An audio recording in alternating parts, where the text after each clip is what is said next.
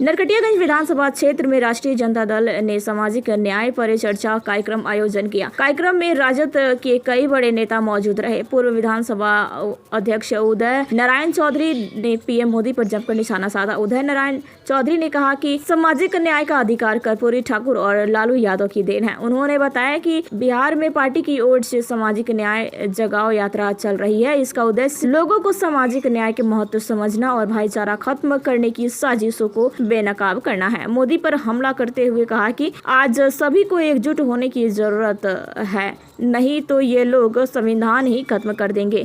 यह वही मोदी जी हैं जिन्होंने चुनाव में रोजगार की बात की, लेकिन आज लाखों युवा बेरोजगार हैं। आगे कहा कि लालू ने हक की लड़ाई लड़ना सिखाया।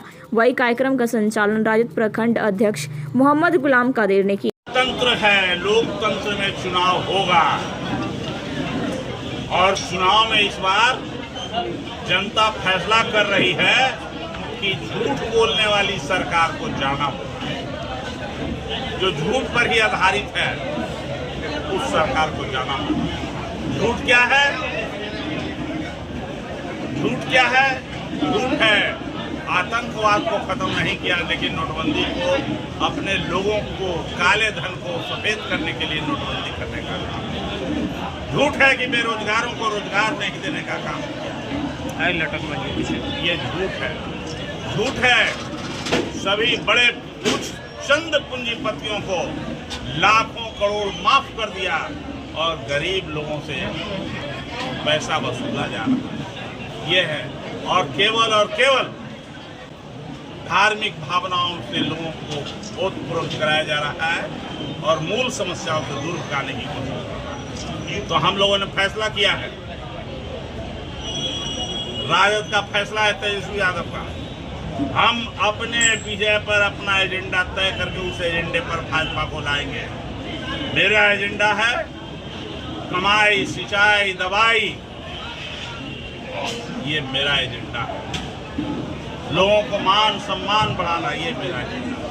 और उसी विषय पर बेरोजगारी दूर करने के लिए हम भाजपा को भी उस विषय पर लाएंगे, खींच कर।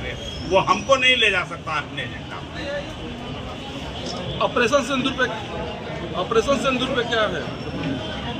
मैं सरकार का समर्थन करता हूं, 200% समर्थन करता हूं, क्योंकि देश की सुरक्षा के सामने किसी से भी कोई समझौता नहीं किया जाता। पहले देश तब पार्टी।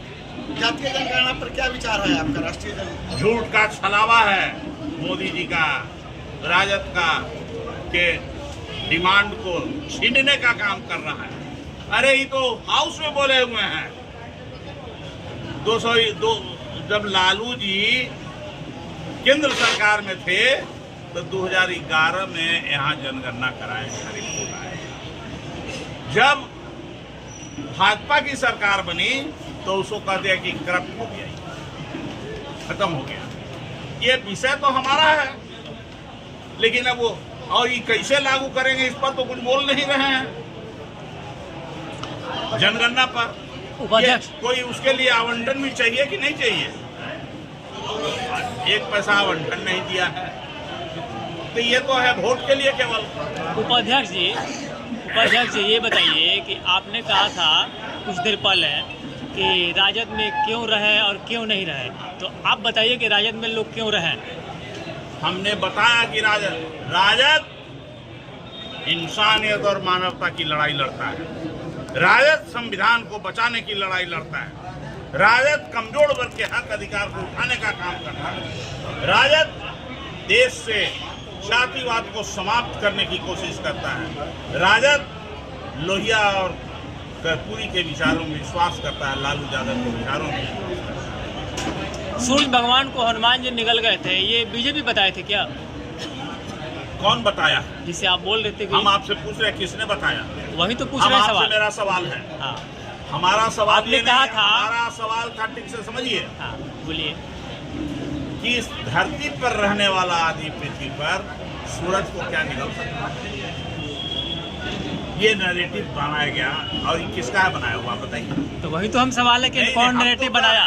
जी एक बार और बता दिया जाए कि आपकी सरकार बनेगी तो खासकर किसान वर्ग, युवा वर्ग को क्या क्या सुविधा मिलेगी? जब हमारी सरकार बनेगी तो बेरोजगारों के रोजगारी पर विशेष ध्यान दिया जाएगा।